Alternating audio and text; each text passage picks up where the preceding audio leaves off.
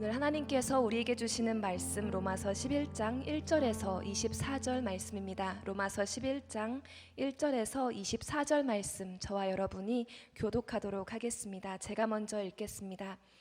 그러면 내가 묻겠습니다. 하나님께서 자기 백성을 버리셨습니까? 결코 그럴 수 없습니다. 나 자신도 이스라엘 사람이요 아브라함의 씨에서 난 자요 베냐민 지파에 속한 사람입니다. 하나님께서는 미리 아신 자기 백성을 버리지 않으셨습니다. 여러분은 성경이 엘리야에 관해 말한 것을 알지 못합니까?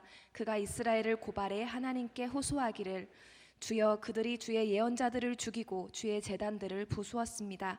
오직 저만 남았는데 그들이 제 목숨도 찾고 있습니다 라고 했습니다. 그러나 하나님께서 그에게 무엇이라고 대답하셨습니까? 내가 나 자신을 위해 바알에게 무릎을 꿇지 않은 7,000명을 남겨두었다 라고 하셨습니다. 그러므로 이와 같이 지금도 은혜로 선택을 받아 남은 사람이 있습니다. 그리고 만일 은혜로 된 것이면 행위로 인한 것이 아닙니다. 그렇지 않으면 은혜는 더 이상 은혜가 되지 못합니다. 그러면 무엇입니까? 이스라엘은 자기들이 찾던 것을 얻지 못했습니다.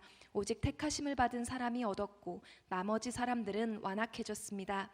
기록되기를 하나님께서 오늘날까지 그들에게 혼미한 심령과 보지 못하는 눈과 듣지 못하는 귀를 주셨다라고 한 것과 같습니다. 또 다윗도 말하기를 그들의 밥상이 그들에게 덫과 올가미와 거치는 것과 보응이 되게 하시고 그들의 눈이 어두워져 볼 수 없게 하시고 그들의 등이 영원히 굽게 하소서라고 했습니다. 그러면 내가 묻겠습니다. 그들이 완전히 쓰러져 내버려야 할 정도로 넘어진 것입니까? 결코 그럴 수 없습니다. 도리어 그들의 넘어짐으로 구원이 이방 사람에게 이르러 이스라엘이 시기하게 하려는 것입니다. 그들의 넘어짐이 세상의 부요함이 되고 그들의 실패가 이방 사람의 부요함이 됐다면 그들의 충만함은 얼마나 더 큰 부요함을 가져오겠습니까? 이제 내가 이방 사람인 여러분에게 말합니다. 내가 이방 사람의 사도인 만큼 나는 내 직분을 영광스럽게 여깁니다. 이는 내가 어떻게든 내 동족에게 시기심을 일으켜 그들 가운데 다만 얼마라도 구원을 받게 하려는 것입니다. 하나님께서 그들을 버리신 것이 세상의 화목이 됐다면 하나님께서 그들을 받아들이시는 것은 죽은 사람 가운데서 살아나는 것이 아니고 무엇이겠습니까? 첫 열매로 바치는 반죽덩어리가 거룩하면 반죽덩어리 전체도 그러하고 뿌리가 거룩하면 가지도 그러합니다. 그런데 가지들 가운데 몇 개가 부러졌는데 돌 올리브 나무인 그대가 그들 가운데 접붙임을 받아 참 올리브 나무 뿌리의 자양분을 함께 나눠받는 사람이 됐으니 그 가지들을 향해 자랑하지 마십시오. 자랑한다 할지라도 그대가 뿌리를 지탱하는 것이 아니라 뿌리가 그대를 지탱한다는 사실을 명심하십시오. 그러면 그대는 가지들이 부러진 것은 나로 접붙임을 받게 하기 위한 것이었다라고 말할 것입니다. 그렇습니다. 그들은 믿지 않음으로 부러졌고 당신은 믿음으로 서 있습니다. 마음의 교만을 품지 말고 오히려 두려워하십시오. 하나님께서 원 가지들도 아끼지 않으셨으니 그대도 아끼지 않으실 것입니다. 그러므로 하나님의 인자하심과 준엄하심을 생각해 보십시오. 넘어진 사람들에게는 준엄하심이 있으나 만일 그대가 하나님의 인자하심 안에 머무르면 그분의 인자하심이 그대에게 있을 것입니다. 그렇지 않으면 그대 역시 잘려나갈 것입니다. 또한 그들이 불신앙에 머물지 않는다면 다시 접붙임을 받을 것입니다. 하나님께서는 그들을 다시 접붙이실 수 있기 때문입니다. 함께 읽겠습니다. 그대가 본래 돌올리브 나무에서 잘려나와 본성을 거느려 나무에 접붙임을 받았다면 하물며 원 가지들인 이 사람들이야 얼마나 더 쉽게 자기 올리브 나무에 접붙임을 받을 수 있겠습니까? 네, 제가 지난주에 설교 피드백을 가감없이 달라고 했더니 정말로 많은 분들이 피드백을 주셨어요. 네, 혼내지 마라, 소리 지르지 마라, 너무 성내는 거 아니냐. 네, 자중하도록 하겠습니다. 최선을 다해서 자중하고 또 그만큼 우리가 더 선교하는 공동체, 함께 하기 위해 노력하는 공동체가 되는 과정이라고 생각합니다. 여러분 옆 사람에게 이렇게 선포하실래요? 전도하는 사람이 될지어다 이렇게 선포할까요? 네. 한 번 더 선포할 때 혼자 오지 않는 사람이 될지어다 이렇게 선포하게. 아멘. 이 공동체를 통하여서 예수 그리스도의 사랑이 필요한 사람들에게 전달되는 그런 공동체가 되기를 소망합니다. 우리가 이렇게 많은 숫자가 함께 모여서 예배를 드리다 보면 우리가 착각할 때가 있어요. 이곳에 모이면 너무나 많은 그리스도인들이 모여서 함께 예배하기 때문에 세상에 믿는 사람이 이렇게 많구나라고 생각하지만 막상 저 문을 나가서 여러분의 삶의 자리에, 일터의 자리에 나가서 보면 크리스천이 그렇게 많지 않다라는 것을 알게 됩니다. 특히 젊은 층으로 가면 갈수록 그 비율은 점점 더 줄어들고 있어요. 2021년도 조사에 의하면 한국의 개신교인들이 전체 인구 대비 20%라고 이야기합니다. 생각보다 많죠. 그런데 그 비율이 점점 더 하락하고 있다는 것이 문제입니다. 젊은 세대로 가면 갈수록 더 하락하는 거예요. 지금 대학교 캠퍼스의 복음화율이 3%라고 이야기합니다. 초등학교에 가서 반에서 교회 다니는 사람 손들어봐 이러면 많아야 한두 명이 손든다고 합니다. 세대를 지나면서 크리스찬의 비율이 급격하게 줄어들고 있는 거예요. 이런 상황 가운데 사람들은 이야기합니다. 한국 교회의 부흥기는 끝났다. 이제 유럽의 교회가 그랬듯이, 미국의 교회가 그랬듯이 한국 교회의 쇠퇴는 막을 수 없는 자연스러운 현상이다라고 평가합니다. 그런데 이것이 정말로 자연스러운 현상인가? 정말 하나님도 막을 수 없는, 아니 하나님께서 계획해 놓으신 시나리오인가?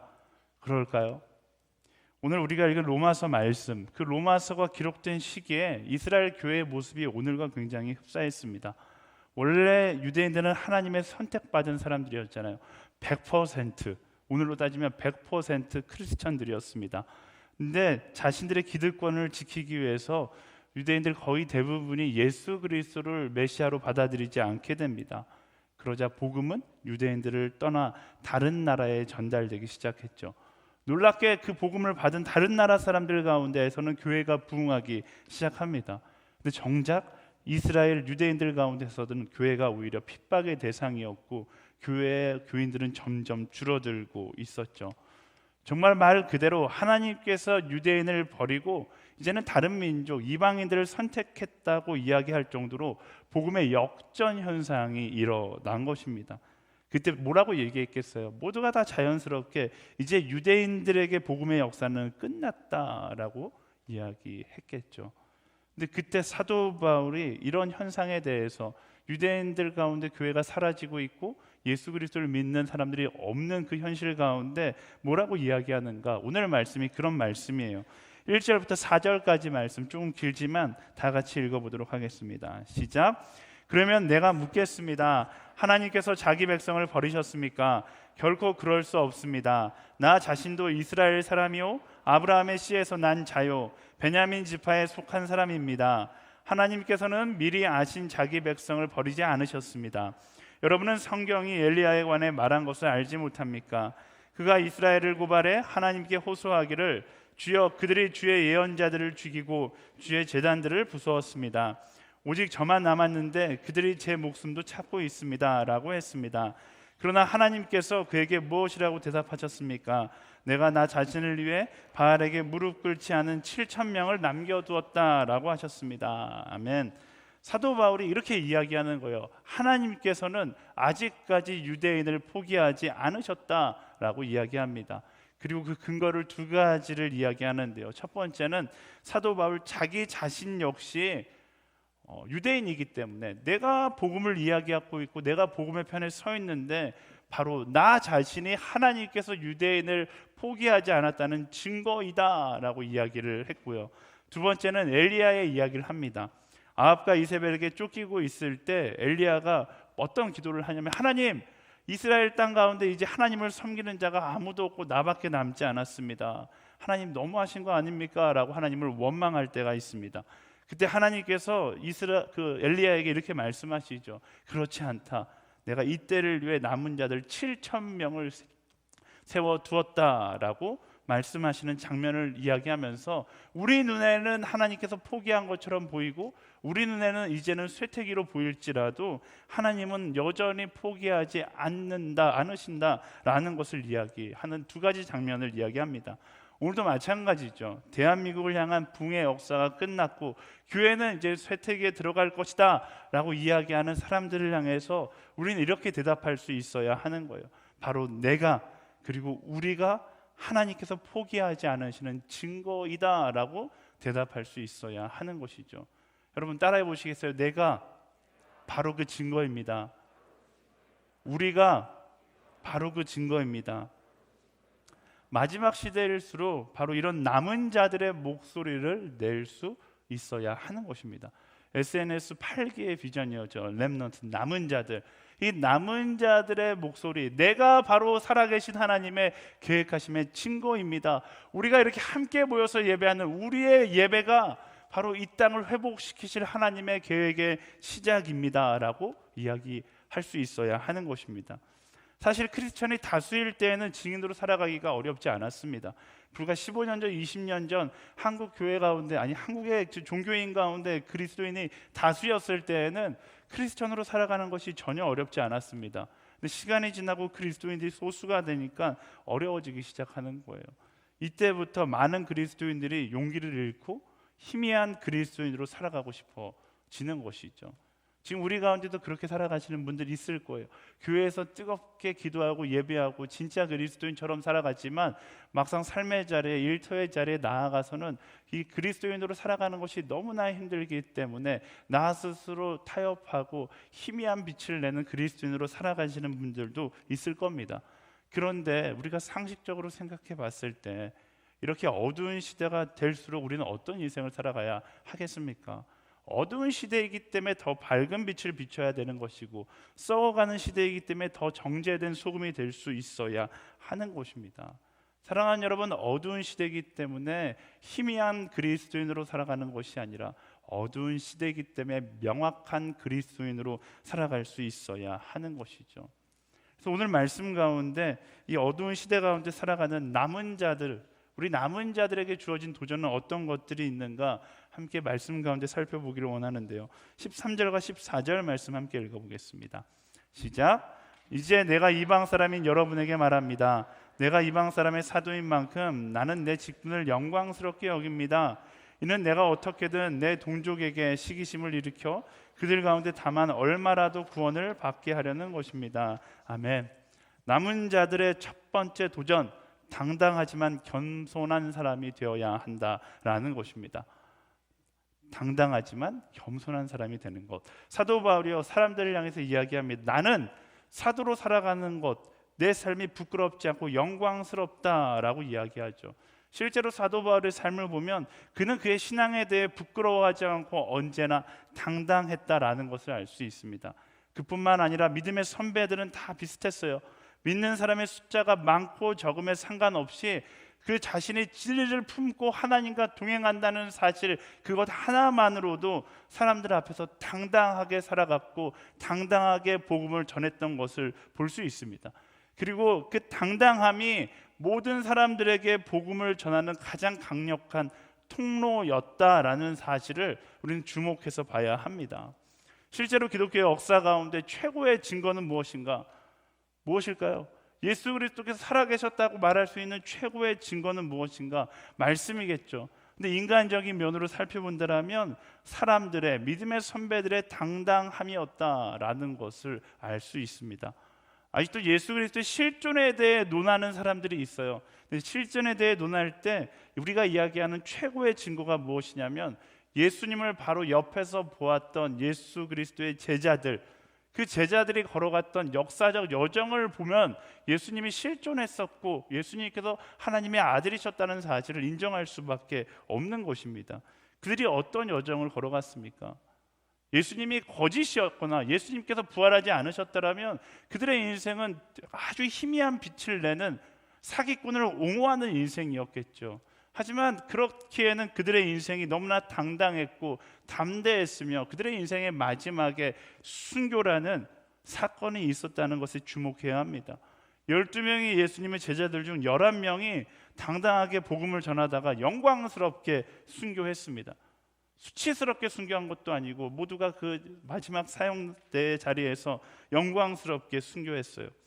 그들이 죽음 앞에서도 당당했던 모습 그 자체가, 그 당당함이 부활하신 예수 그리스도의 증거가 되었고 그 당당함을 통해 복음이 전해져서 오늘 우리가 그 복음을 받아들이고 믿게 된 그리스도인이 된 것이죠. 이처럼 진리를 품은 사람은 당당해야 하는 것입니다. 우리가 아무리 소수라 할지라도 100명 중에 1명이 믿는다 할지라도 그 당당함은 변하지 않아야 하는 거예요. 여러분 생각하세요. 부끄러워해야 하는 것은 진리를 품고 진리를 따라 살아가는 사람들이 아닙니다. 부끄러운 것은 반대로 진리를 따르지 않는 사람이 부끄러워해야 하는 것이죠. 그게 정상이에요. 세상은 우리를 착각하게 만드는데 세상이 만드는 그 착각의 속임수에 넘어가면 안 된다라는 것입니다. 우리는 진리를 믿고 진리를 따라 살아가는 사람이기 때문에 세상의 허풍 앞에 위축되는 것이 아니라 더 당당하고 더 담대한 사람이 될 수 있어야 하는 것이죠. 제가 그 자전거를 타고 출퇴근하는 것을 좋아하는데 어느샌가 교회에 자전거 주차장이 없어졌어요. 그래서 이제 접이식 자전거를 사서 타고 다녀야겠다 생각했는데 한 유명 업체의 자전거가 눈에 들어왔습니다. 여러분 뭐 거의 대부분 다 아시는 그 접이식 자전거로 굉장히 유명한 회사인데요. 근데 가격을 보니까 너무 비싼 거예요. 그래서 좀 알아보니까 이 자전거 특허가 만료돼서 이제는 합법적으로 한국에서 비슷한 카피 모델들, 짝퉁이 아닌 합법적 모조품이 나온다라는 거예요. 그래서 목사로서 짝퉁을 살 수는 없고 법적으로 가능하다고 하니까 제가 저렴하게 그 카피 모델을 사서 타고 다니는데 너무 좋은 거예요. 제 사무실이 7층인데 7층까지 자전거를 굉장히 가볍게 들고 올라갈 수 있고 너무나 좋았습니다. 근데 자격지심인지 모르지만 평상시에 너무나 행복하고 좋은데 딱 한순간 마음이 불편할 때가 있어요. 언제일까요? 제가 이제 한강을 따라서 쭉 자전거를 타고 오면 그 정품 자전거, 그 비싼 자전거가 옆을 지나가면 괜히 위축이 되는 거예요. 나는 합법적인데도 내가 저 정품을 따라하는 모조품이라는 사실에 위축되는 거예요. 왠지 속도도 제가 더 빠른 것 같고. 아침마다 그 자전거가 꼭 그렇잖아요. 자전거 타고 다니면 같은 시간에 출근하는 사람들을 매번 만나거든요. 항상 그 형제가 제 옆을 지나갈 때마다 그 등판을 바라보는데 그 뒷모습이 왜 이렇게 당당해 보이는지, 그 뒷모습을 바라보면서 진짜 정말 조금의 거짓도 없이 그 뒷모습을 바라보면서 야, 저게 진리를 품은 그리스도인의 당당함의 표상이구나 라는 생각을 했던 기억이 납니다. 그런 거예요. 세상은 말씀을 따라 정직하게 살아가면 융통성이 없다고 이야기하면서 우리를 짝퉁 취급하거든요. 말씀을 따라 거룩한 순결을 지키며 살아가면 세상은 천연기념물이다 라고 이야기하면서 놀려요. 말씀대로 술 취하지 않는 인생을 살아가려고 하면 관계성이 없다라고 이야기하고, 내 돈 내고 휴가에 아울리치를 선택해서 가면 정신 나간 사람 취급을 합니다. 주일날 친구들을 만나러 가지 않고 예배에 나가려고 하면 이기적이다라고 이야기하면 따돌리는 것이죠. 그렇게 인간의 죄된 본성을 따라 당당하게 살아가며 진리를 따르는 사람들을 위축하게 만드는 거예요. 세상 사람들은 그렇게 진리를 따라가는 사람들을 짝퉁 취급하지만 조금만 우리가 생각해보고 조금만 말씀의 관점으로 바라보면 당당해야 할 것은 세상의 사람이 아니라 오늘도 진리를 따라 하나님의 창조의 섭리를 따라 살아가는 우리가 당당해야 하는 것이죠. 사랑하는 여러분, 세상의 말과 상관없이 당당해야 할 사람은 창조의 섭리를 따라 하나님의 말씀을 따라 살아가는 우리라는 사실을 기억해야 하는 것입니다. 그래서 오히려 이런 시대 가운데 우리는 더 그리스도인의 당당함을 가지고 살아가야 하는 것입니다. 여러분 삶의 자리에서 얼마나 당당하게 살아가고 계세요? 여러분의 그리스도인임을 얼마나 선포하고 살아가고 계십니까? 말씀은 이야기합니다. 이런 어두운 시대일수록 나의 그리스도인의 정체성을 선포하면서 살아가야 한다라고 이야기하는 것입니다. 여러분 가운데 애매모호하게 사시는 분들이 있을 거예요. 직장에 크리스찬인 척 아닌 척 하며 살아가시는 분들이 있잖아요. 차거나 뜨겁거나 하라고 말씀은 이야기합니다. 좌로나 우로나 치우치지 말고 명확하게 내가 그리스도인임을 직장의 자리에서 선포하며 살아가게 되기를 예수님의 이름으로 축원합니다. 그것이, 그 선포가 우리를 당당하게 만드는 것이고, 그 선포가 오히려 하나님 안에서 우리의 삶을 거룩하게 지킬 수 있게 되는 것입니다. 물론 부담스럽죠. 하지만 그 부담이 오히려 나를 지키는 거예요. 내가 그리스도임을 선포하면 하나님께 영광이 되지 않을까 봐 걱정될 겁니다. 근데 그게 긍정적인 걱정인 거예요. 그 걱정으로 인하여 나의 삶이 거룩을 쫓아가게 되어 있다니까요. 그 선포가 없으면 어떻게 돼요? 자꾸만 나도 모르게 타협하게 되고 변질되게 되어 있습니다. 선포하지 않고 당당하지 않게 되면 오히려 변질되기 쉬워요. 그래서 영화를 보면 숨기는 인생들이 계속해서 타협하게 되고 변질되는 것들을 봅니다. 스파이는 타협할 때가 굉장히 많아요. 변절자들이 많은 거예요. 여러분 가운데 비밀 연애하시는 분들 있잖아요. 저는 SNS 가운데 비밀 연애가 다 사라지게 되기를 축복합니다. 비밀 연애하는 사람 치고서 연애가 건강하게 흘러가는 경우가 별로 없어요. 왜? 당당하지 못하니까 자꾸만 숨길 게 많고, 숨길 게 많으면 오해가 많아지고, 오해가 많아지면 서로 갈등을 경험하게 되고 헤어지게 되기 때문에 그렇습니다. 오히려 나의 선포가 나를 긴장하게 만들고 나를 지키는 것이고, 더 나아가 자유롭지 못하게 할 것 같지만 내가 그리스도임을 선포함으로 우리는 삶의 자리에서 더 자유케 되는 것입니다. 사랑하는 여러분, 그리스도인임을 나의 자리에서 선포하고 자랑하십시오. 그 선포를 통해서 나의 삶이 더 거룩하게 될 것이고, 두 마음으로 살려고 했던, 타협하려고 했던 그 어설픈 고민과 흔들리는 마음이 사라지게 되는 것입니다. 그리고 말씀은 이야기합니다. 타협하지 않고 당당하게 살아가는 인생은 누가 책임진다? 하나님께서 책임진다라고 이야기해요. 제가 약속하는 것이 아니라 말씀이 그렇게 약속하고 있어요. 잘하는 말씀, 시편 1편 1절에서 3절까지의 말씀 읽어볼까요? 시작. 복이 있는 사람은 악한 사람들의 꾀를 따라가지 않고 서지 않으며 남을 업신여기는 사람들과 자리를 함께하지 않고 오직 여호와의 율법을 즐거워하고 그 율법을 밤낮으로 깊이 생각하는 자로다. 그는 시냇가에 심은 나무가 계절을 따라 열매를 맺고 그 잎이 시들지 않는 것처럼 하는 일마다 모두 잘 되리라. 아멘. 얼마나 멋진 말씀입니까? 말씀을 따라 당당하게 살아가게 되면 내가 잘 되기를 나 스스로 구하지 않아도 그가 나를 잘 되게 한다라고 말씀은 약속하고 있습니다. 세상의 방법에 속지 마십시오. 세상이 이야기하는 성공, 세상이 이야기하는 잘 되는 방법을 따라가게 되면 우리의 당당함을 잃어버릴 수밖에 없는 거예요. 하나님께서 말씀하신 그 약속을 기억하면서 진리를 따라서, 말씀을 따라서 당당하게 살아가는 그런 우리 모두가 되기를 축복합니다.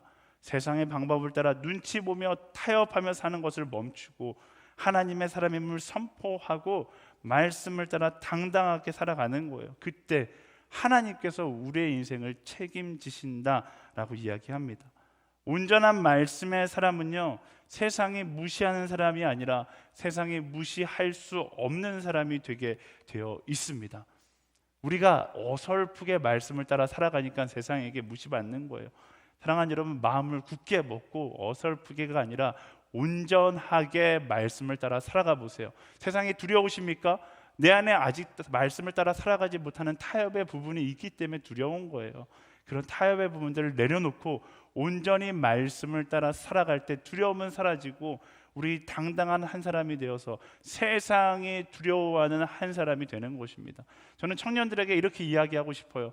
회사에서 잘릴까 봐 전전긍긍하면서 살아가는 것이 아니라 그리스도인은 말씀을 따라 살아가고 나의 삶의 자리에서 당당하게 그리스도를 자랑하고 살아간다면 세상이 자를 수 없는 사람이 되는 것, 그게 바로 말씀이 약속하는 하나님의 법칙인 것입니다.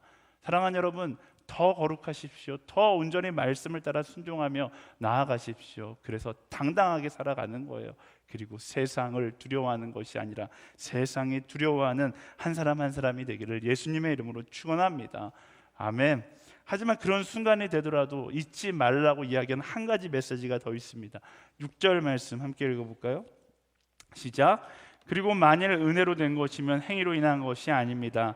그렇지 않으면 은혜가 더 이상 은혜가 되지 못합니다. 아멘. 하나님께서 허락하신 당당함을 가지고 살아가면서 세상을 향해 뭐하라고 이야기하는 거예요? 모든 것이 하나님의 은혜이다라고 자랑하는 그 겸손함이 우리 안에 있어야 한다라는 것입니다. 당당함으로 살아가고 그로 인하여 나를 자랑하는 것이 아니라 하나님의 은혜를 자랑하는 인생, 겸손, 그 당당함과 겸손을 간직한 사람이 되라고 이야기하고 있는 것이죠. 우리 옆 사람에게 이렇게 선포하시겠어요? 당당하지만 겸손한 한 사람이 될지어다, 이렇게 선포할까요? 아멘. 그게 남은 자들의 모습인 거예요. 당당하지만 겸손한 한 사람. 여러분들을 향한 평가가 당당하지만 겸손한 한 사람이 되기를 예수님의 이름으로 축원합니다. 두 번째 16절 말씀 함께 읽어보겠습니다. 16절 말씀 시작. 첫 열매로 바치는 반죽 덩어리가 거룩하면 반죽 덩어리 전체도 그러하고 뿌리가 거룩하면 가지도 그러합니다. 아멘. 남은 자의 도전 두 번째, 구별되지만 차별하지 않는 사람이 되라라고 이야기하고 있는 것입니다. 사도 바울은 남은 자들을 향해서 거룩한 반죽 덩어리가 되라고 이야기해요. 왜? 한 사람의 거룩한, 구별된 거룩함이 세상을 변화시킬 것이기 때문입니다. 온전한 소금이 음식의 맛을 내고 부패를 멈추게 하듯이, 온전한 빛이 어둠을 몰아내듯이 남은 자들의 구별된 거룩함이 세상을 변화시키게 될 것이다 라고 이야기합니다. 그래서 이 말씀 따라서 날마다 더 거룩한 우리가 되어야 하는 것입니다. 거룩은 뭐라고요? 제가 설교 때 자주 이야기하는데, 거룩은 내가 거룩해져야지 이런 노력이 아니에요. 하나님께서 이미 우리를 거룩하게 창조하셨습니다. 다만 우리의 죄와 욕심과 우리의 야망이 그 하나님의 거룩을 가리고 있는 것이죠. 거룩은 나의 나된 모습들을 다 벗어내고 나를 창조하신 하나님의 법칙을 따라 살아가는 그 모습이 바로 거룩인 것입니다. 그래서 날마다 더 거룩해야 하는 거예요. 하지만 우리가 알아야 되는 것, 구별된 인생을, 거룩으로 구별된 인생을 살아간다는 것이 차별하는 인생으로 살라고 이야기하는 것은 아니다라는 것입니다. 우리가 잘못 착각하는 것이 있어요. 이스라엘 민족이 그렇게 착각했었죠. 거룩으로 우리는 구별되었으니까 그때부터 뭐 하는 거예요? 사람들을 정죄하기 시작해. 너와 나는 다른 사람이야. 야, 그렇게 살면 돼. 이렇게 정죄하기 시작했던 것이죠. 근데 말씀은 뭐라고 이야기하는가? 우리의 구별됨은 자랑하기 위함이 아니라 사랑하기 위함이다라고 말씀은 이야기합니다. 2주 전에 설교 제목이었죠. 자랑이냐 사랑이냐. 우리의 구별됨은 자랑하기가 아니라 사랑하기 위함이다라는 것입니다. 맛을 잃고 빛을 잃고 살아가는 세상의 사람들은요, 하나님이 버린 사람들이 아니라 어떤 사람이에요? 하나님께서 여전히 사랑하고 기대하는 사람이에요. 내가 거룩하다고 너희는 지저분해 정죄하는 것이 아니라 사랑의 시선으로 그들을 바라볼 수 있어야 하는 것이죠. 우리가 거룩으로 구별되어서 어떤 시선으로 세상을 바라본다? 하나님의 시선, 그 사랑의 시선으로 세상을 바라볼 수 있어야 한다라는 것입니다. 오늘 11절 말씀을 읽어볼까요? 시작. 그러면 내가 묻겠습니다. 그들이 완전히 쓰러져 내버려야 할 정도로 넘어진 것입니까? 결코 그럴 수 없습니다. 도리어 그들의 넘어짐으로 구원이 이방 사람에게 이르러 이스라엘을 시기하게 하려는 것입니다. 아멘. 사도 바울에게 유대인들은 원수와 같았습니다.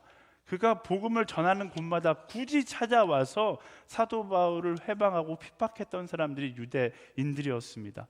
근데 사도 바울은 그럼에도 불구하고 그들을 원수로 바라보지 않는 거예요.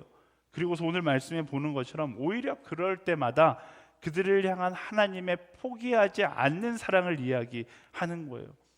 사도 바울의 편지 대부분에서 유대인들을 묘사할 때 원수로 여기기보다는 하나님께 돌아와야 될 연약한 영혼들로 표현하는 것을 볼 수 있습니다. 바라보는 관점 자체가 다른 거예요. 나를 핍박한다고 해서 원수가 아니라 저들은 예수 그리스도가 필요한 사람들이다라는 긍휼의 관점으로 그들을 바라보았다라는 것입니다. 아시는 분들은 아시겠지만 저는 브라질을 굉장히 좋아합니다. 브라질에서 선교를 했기 때문이기도 하지만 브라질에서 굉장히 새로운 문화를 경험했기 때문에 지금도 브라질이라는 나라를 사랑합니다.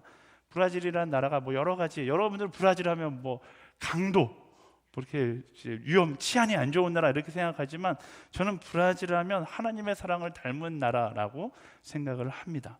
왜냐하면 그 나라에 가보면 굉장히 새로운 문화를 한 가지 알 수 있어요. 대부분의 나라가 불법 체류자들을 어떻게 바라봅니까? 범법자로 바라보고서 어떻게든 불법 체류자들을 쫓아내려고 노력하잖아요. 저도 브라질에서 불법 체류를 해야만 했던 시간들이 있어요. 브라질은 관광 비자가 6개월밖에 나오지 않기 때문에 제가 선교 비자를 받으려고 대사관에 가서 이틀 3일 동안 노력했는데 안 주는 거예요. 전화했더니 선교사님이 그냥 오세요. 그래서 제가 관광 비자만 가지고 그냥 갔거든요. 6개월 후에 어떻게 해야 하는가? 선교사님이 그냥 있으세요 이러는 거예요. 그래서 그럼 불법 체류잖아요. 네, 저보고 범법자가 되라는 겁니까? 제가 범법자가 될 것이 너무나 두려웠는데 브라질에서는 범법자로 불법 체류자들을 보지 않더라고요. 불법 체류로 누군가에게 경찰에게 잡힌다 할지라도 그 즉시 추방당하지 않고 추방을 권면받습니다. 혹시 2주 안에 나가주실 수 있으시겠어요? 이렇게 권면을 해요. 안 나가잖아요. 소환하지 않아요. 그냥 놔두는 거예요. 그럼 벌금이 쌓이기 시작하고 벌금이 한 30만 원, 40만 원 정도 쌓이기 시작하면 그 이후로는 쌓이지도 않아요. 그 이후로는 멈춰 있어요. 40만 원 정도. 제가 벌금을 맥스를 꽉 채우고 브라질을 떠나려고 하는데 공항에서 이제 경찰서에 제가 자진 신고하려. 제가 또 기독교인이 불법으로 들어왔다 나가면 안 되잖아요. 그래서 제가 벌금을 내고 나가겠습니다 하고 공항에 있는 경찰서에 들어갔는데 경찰이 저를 보고서 굉장히 황당해하는 거예요. 너 이 돈 왜 내냐 이러는 거예요. 너가 이 나라에 다시 올지 안 올지도 모르는데 뭐하러 이 돈을 내냐. 너가 혹시 이 나라에 다시 오게 되면 그때 내면 된다라고 이야기하더라고요. 더 놀라운 사실은 제가 브라질을 떠난 후에 2, 3년 있다 다시 브라질에 돌아가서 또 경찰서를 찾아갔어요. 공항에서. 그 돈을 내려고 했더니 그 기록이 없는 거예요. 다 지워버렸다라고 이야기하는 거예요. 이 나라도 굉장히 이상한 나라네 라고 생각하고서 브라질에 대해서 알아보니까 세계 거의 대부분의 나라들이 불법 체류자들을 쫓아내려고 노력하지만 브라질이라는 나라는 인도주의적 관점을 가진 나라이기 때문에 불법 체류자들을 품어야 될 대상으로 바라본다라는 거예요. 강제 추방이 없어요. 그리고 오히려 10년에 한 번씩 불법 체류자들에게 명령이 떨어집니다. 너희들이 이 기간 동안에 신고하면 브라질의 영주권을 줄게 그러면서 그들을 구해주는 시스템이 있는 거예요. 그 모습이 저는 참 인상적이었습니다. 그리고 그 모습을 또 그런 것을 경험하고 나니까 브라질스럽다라는 것이 이런 따뜻한 하나님의 마음 같은 이미지로 느껴지기 시작했습니다. 저는요, 우리가 거룩의 편에 서서 세상을 바라보는 시선, 이게 바로 이런 브라질스러운 시선이 되어야 한다라고 보는 거예요. 사람은 본능적으로 정죄의 시선으로 남들을 바라보거든요. 정죄의 시선으로 남들을 평가합니다. 왜 그럴까요? 제가 지난번에도 이야기했듯이 상대적으로 높은 거룩 지수를 내가 갖고 싶기 때문에 자꾸만 상대를 비하시키는 거예요. 비하시키면 내가 조금 더 저보다는 거룩하게 된다라고 생각하는 그런 본성이 있는 것이죠. 그래서 다른 사람을 볼 때 장점보다는 단점이 보이고 원망스러운 모습이 먼저 보이고 함께하지 말아야 할 이유가 먼저 보이는 것이죠. 근데 그리스도인은 어떤 사람입니까? 우리는 상대적 거룩 지수가 필요 없는 사람들이에요. 하나님께서 이미 거룩하다고 인정한 사람들입니다. 그 거룩의 편에 서 있는 사람은 세상과 달라야죠. 상대의 단점이 아니라 연약함을 볼 수 있어야 되고 함께 하지 말아야 할 이유가 보이는 것이 아니라 내가 함께 해야 할 이유가 보여야 하는 것입니다. 사도 바울의 표현을 빌리자면 이 땅 가운데 내버려야 할 사람이 보이는 것이 아니라 하나님의 사랑이 필요한 사람들이 보이는 사람, 그게 바로 남은 자들의 시선이다라는 것입니다. 그래서 그런 관점을 가졌던 사도 바울이 유대인들을 바라보면서 이렇게 이야기하는 거예요. 12절 말씀 읽어볼까요? 시작. 그들의 넘어짐이 세상의 부요함이 되고 그들의 실패가 이방 사람의 부요함이 됐다면 그들의 충만함은 얼마나 더 큰 부요함을 가져오겠습니까? 굉장히 멋진 말이에요. 쉽게 말하면 이런 거죠. 그들이 안 믿었어. 안 믿었는데 이방인들이 이렇게 복을 받고 이렇게 예수 그리스도를 많이 믿게 됐는데 만약에 저들이 예수를 믿게 되면 어떤 일이 일어날까? 기대되지 않는가? 지금 이렇게 이야기하고 있는 것입니다. 이 사도 바울의 마인드가 너무나 멋진 마인드 아닙니까? 저는 이 사도 바울의 고백을 묵상하는데 이 사람이 참 예수님을 닮았다라는 생각이 들더라고요. 사랑하는 이들을 바라보면서 나를 향해 돌을 던지고 십자가에 나를 못 박는 사람들을 바라보면서 예수님 뭐라고 말씀하시는 거예요. 야, 저들의 인생 가운데 복음이 들어가면 저들이 어떻게 변할까? 너무나 기대되지 않는가? 이게 예수님의 마인드고 사도 바울의 마인드고 우리 남은 자들이 풀어야 될 마인드인 것이죠. 사랑하는 여러분, 이런 예수님의 마인드, 이 예수님의 마음을 소유한 사람들이 되기를 예수님의 이름으로 축원합니다. 구별된 인생을 살아가며 차별하는 것이 아니라 구별된 인생을 살아가며 사랑하는 인생이 되어야 하는 거예요. 우리는 거룩함으로 구별된 인생이지만 정죄의 시선으로 세상을 바라보는 것이 아니라 예수님의 시선으로, 긍휼의 시선으로 바라볼 수 있어야 하는 것이죠. 우리를 너무나 힘들게 하는 사람들에게 저주를 쏟아붓고 싶을 때 저주를 쏟아붓는 것이 아니라 어떤 생각을 하는 거예요. 오히려 저 사람의 인생 가운데 예수 그리스도가 함께하면 어떻게 변화될까? 그것을 기대하고 도전하는 사람이 남은 자들인 것이고요. 사람의 약함을 발견하고 실망하고 욕하고 싶을 때, 실망하고 떠나고 싶을 때 오히려 저 사람의 인생 가운데 예수님이 더해지면 어떤 일들이 일어날까 기대하고 그것에 도전하는 것이 그리스도인의 삶이고 남은 자들의 모습인 것이죠. 사도 바울이 항상 고백하는 고백이 있잖아요. 나 같은 놈도 하나님께서 이렇게 사용하시는데 저들 가운데 저들을 하나님께서 사용하신다면 어떤 일이 일어날까? 이 사도 바울이 가졌던 그 하나님의 기대가 우리 안에 있어야 한다라는 것입니다. 눈에 보이는 사람의 인생을 계산하며 판단하는 것이 아니라 이렇게 생각하는 거예요. 모든 사람의 인생 가운데 더하기 예수님, 더하기 예수님. 저 사람의 인생 가운데 예수님이 더해지면 어떤 일이 일어날까? 어떤 놀라운 역사가 일어날까? 그것을 계산하며 기대하며 도전하는 사람이 되어야 한다라는 것입니다. 내가 바라보고 판단하는 것이 아니라 저 사람의 인생 가운데 예수 그리스도의 사랑이 합쳐진다면 와, 저 그지 같은 사람이 어떻게 변화될까? 그것을 기대하며 도전하는 것, 그게 그리스도인의 설렘인 것이죠. 사랑하는 여러분, 저는 SNS의 모든 공동체의 모든 한 영혼 한 영혼이 그런 소망과 그런 기대를 가지고 살아가게 되기를 축복합니다. 절망스러운 세상을 바라보며 절망하는 것이 아니라 절망스러운 세상을 바라보며 더하기 예수님을 그려보는 거예요. 이 세상 가운데 절망스러운 가정을 바라보면서 더하기 예수님을 그려보는 거죠. 이 가정 가운데 정말 날 너무나 짜증나게 하는 한 영을 생각하면서 더하기 예수님을 계산해 보는 거예요. 그리고 그 사람의 인생 가운데 예수님이 더해지면 어떤 놀라움이 있을까? 그렇게 계산하며 살아가는 우리 모두가 되기를 예수님의 이름으로 축원합니다. 이게 가능해지면요, 세상이 절대로 이해하지 못하는 교회의 말이 이런 말이 있어요. 죄는 미워하지만 사람을 미워하지 않는다. 세상은 이거 이야기를 할 때마다 그게 어떻게 가능해? 라고 이야기합니다. 그런데 예수님 마인드를 가지면 가능한 이야기가 되는 거예요. 사람들의 죄된 모습을 보면서 정죄하기 전에 뭐 한다고요? 저 사람 인생에 플러스 예수님이 된다면 어떻게 저 사람이 변화할까? 그것을 기대하며 도전하게 되는 것이죠.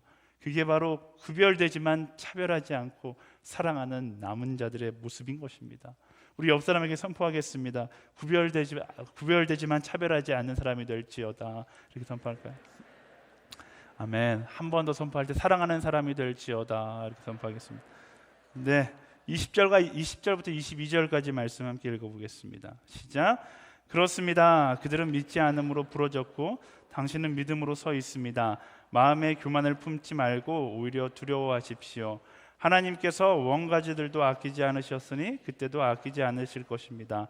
그러므로 하나님의 인자하심과 준엄하심을 생각해 보십시오. 넘어진 사람들에게는 준엄하심이 있으나 만일 그대가 하나님의 인자하심 안에 머무르면 그분의 인자하심이 그대에게 있을 것입니다. 그렇지 않으면 그대 역시 잘려나갈 것입니다. 아멘. 남은 자의 도전 세 번째는 감사함으로 당연하게 여기지 않는 사람이 되어야 한다라는 것입니다. 사도 바울이 이야기하죠. 유대인들은 믿지 않음으로 부러졌지만 당신은 믿음으로 서 있습니다. 그러고서 뭐라고 이야기하는 거예요? 근데 당신도 부러질 수 있습니다 라고 경고하는 것입니다. 유대인들도 넘어졌는데 당신이라고 넘어지지 않겠습니까? 유대인들도 넘어졌는데 우리라고 넘어지지 않겠습니까? 그래서 마음의 교만함을 품지 말고 두려워하라는 거예요. 무엇을 두려워하는가? 내가 넘어질 것을 두려워하라라는 것입니다. 우리가 넘어지지 않기 위해서 그래서 해야 할 것이 무엇인가? 그것이 바로 감사이다라는 것입니다. 유대인들이 왜 넘어졌어요? 감사하지 않고 그것이 특권이라고 생각하니까 넘어진 거예요. 그것이 당연하다고 생각하니까 넘어진 거예요. 사도 바울이 뭐라고 이야기해요? 은혜가 당연하다고 생각하는 그 순간 어떤 하나님을 만나게 될 거라고요? 준엄하신 하나님을 만나게 될 것이다 라고 이야기해요. 하나님의 은혜가 내가 오늘 누리고 있는 축복이 당연하다고 느끼는 그 순간 우리는 심판의 하나님을 만나게 될 것이다 라고 이야기하는 거예요. 그러면 그 순간부터 하나님이 두려워지기 시작하는 것이죠. 하지만 반대의 케이스도 이야기해요. 그분의 인자하심 안에 머무르면 인자하신 사랑의 하나님을 만나고 평안을 경험하게 될 것이다. 그 인자하심 안에 머무는 방법이 무엇인가?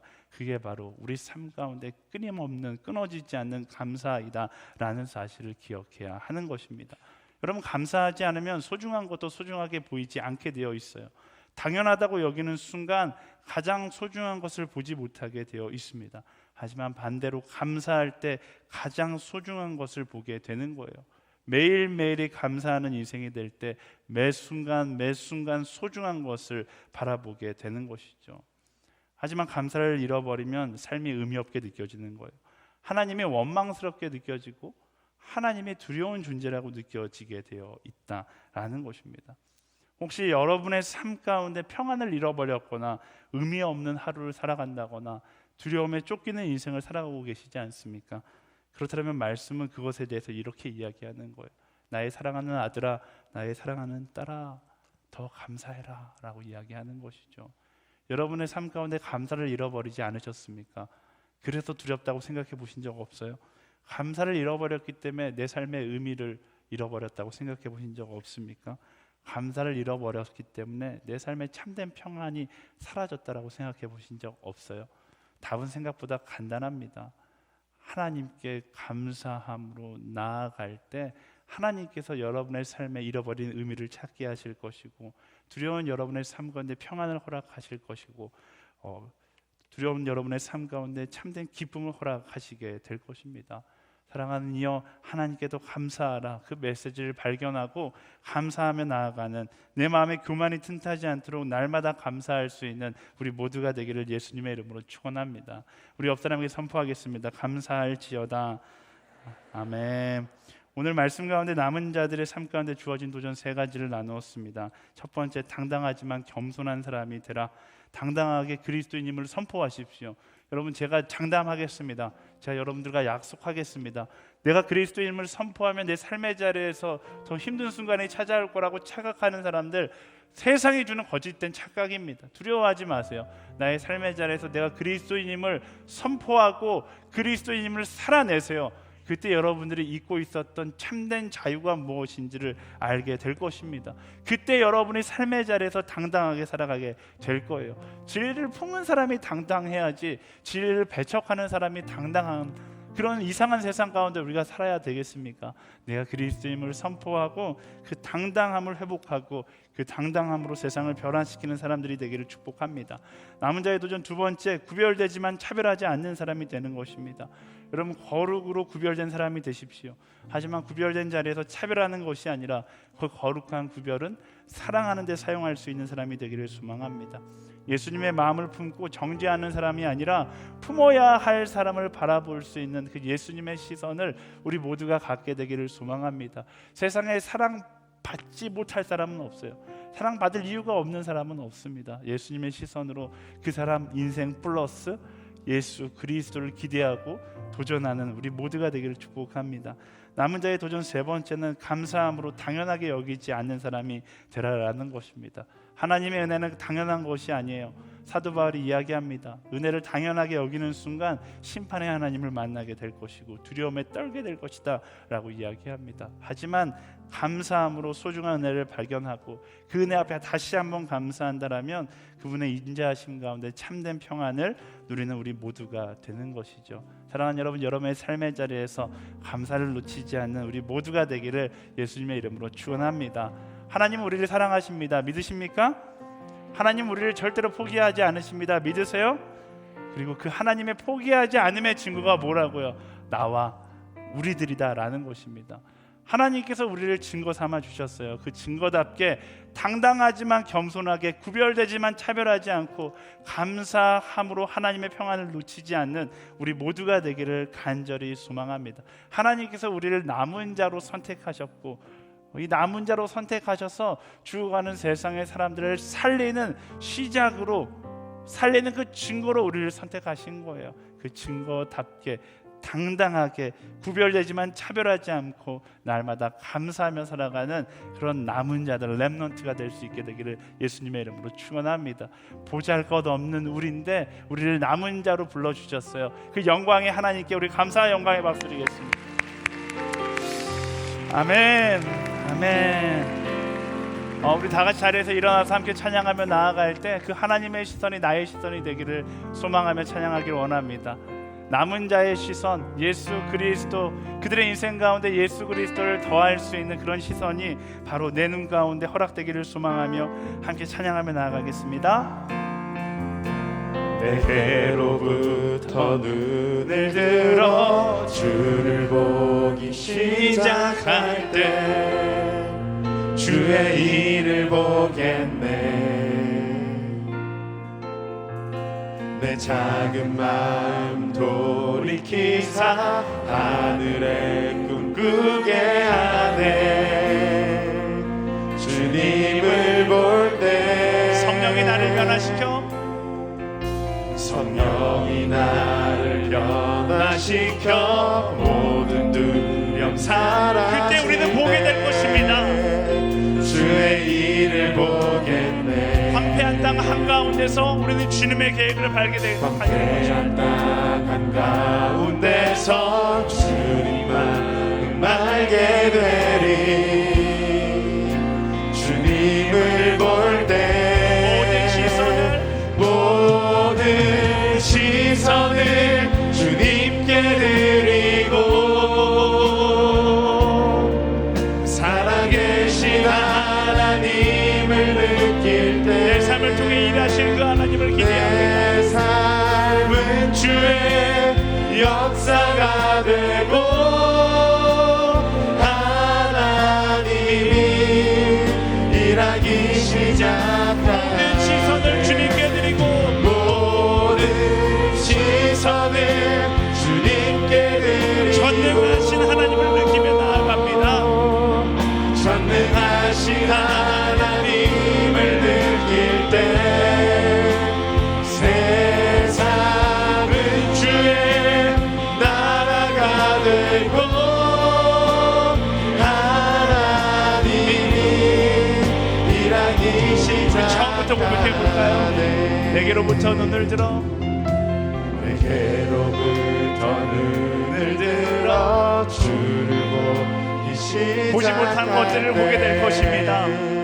주의 일을 보겠네. 나 같은 자를 사용하시는 그 하나님, 작은 마음 돌이키사 하늘에 꿈꾸게 하네.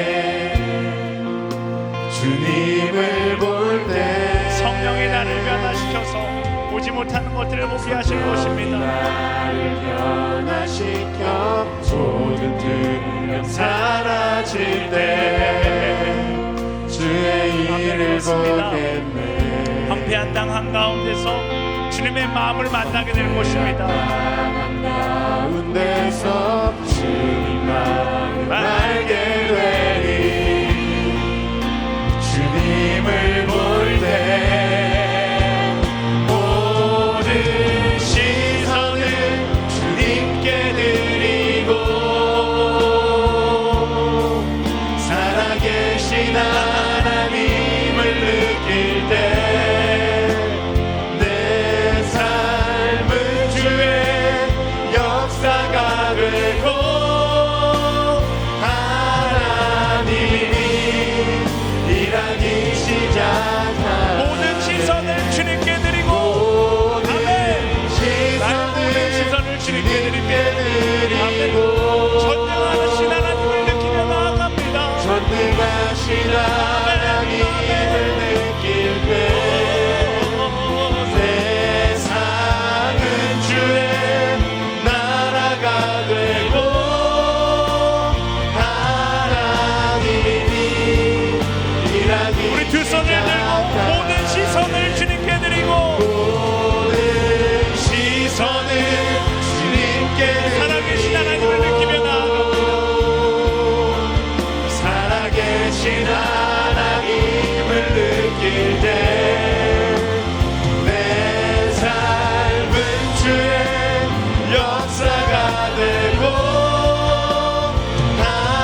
하나님이 일하기 시작하네. 모든 시선을 주님께 드리고 전능하신 하나님을 느낄 때 전능하신 하나님을 느낄 때 세상은 주의 나라가 되고 하나님이 일하기 시작하네. 우리 시간 말씀을 기억하며 함께 기도하기 원합니다. 성령께서 기도할 기도 제목들을 주실 것입니다. 내 삶에 부족한 것들이 있다라면, 내 삶에 놓치고 있었던 것들이 있다라면 주님 이제는 그것을 붙잡고 살아가는 삶이 되게 하여 주시옵소서. 나의 이기심이 말씀하시는 하나님의 음성을 듣지 못하게 했다라면 그 이기심을 내려놓고 말씀에 순종하며 나아가는 내가 되게 하여 주시옵소서. 나의 걱정과 염려가 나의 당당함을 꺾어내고 있다라면 나의 걱정과 염려를 덜어내고 당당하지만 겸손한 사람으로 살아가게 하여 주시옵소서. 나의 시선 가운데 예수님을 더하여 구별되지만 차별되지 않는 사람이 되게 하여 주시고, 날마다 감사함으로 당연한 것이 아니라 이것이 나에게 주어지는 최고의 축복임을 고백하는 하나님 사람 되게 하여 주시옵소서. 성령께서 주시는 기도 제목들을 붙들고 우리 각자의 방법으로 함께 기도하며 나아가도록 하겠습니다. 기도할까요? 살아 역사하신 하나님, 우리가 기도하며 나아갑니다. 우리에게 깨닫게 하시는 하나님의 음성을 들으며 기도하며 나아갑니다. 주가 주시는 그 마음을 모든 시선을 주님께 드리고 겸손한 사람들이 되기를 원합니다.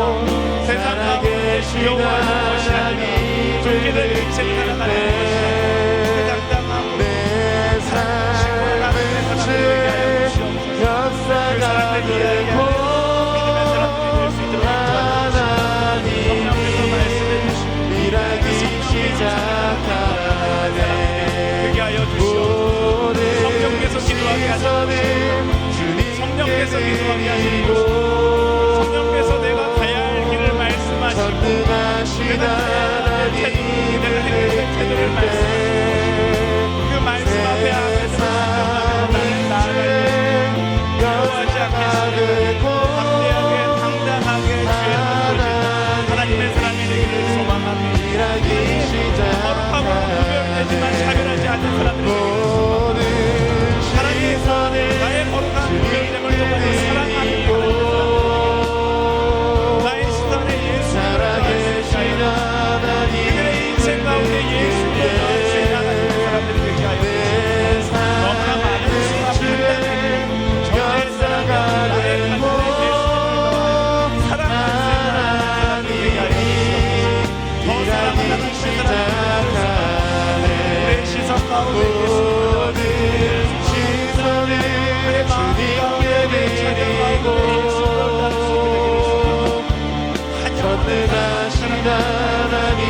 한 영혼한 무릎 꿇는 하나님께 하시고 사랑의 시선으로 바라보시고 열방 가운데 나가서 그들 가운데 예수님을 전하는 하나님의 사랑이 그게 저는 내가 전하야 내가 전하지 않아 아무도 들을 수 없는 결단하고 주님보다 인도하여 주시옵소서.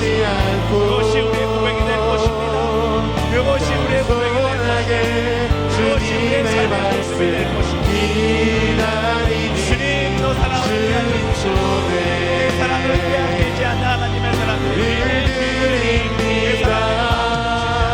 사랑으로 인도하여 주십시오. 하나님께서 하실 것입니다.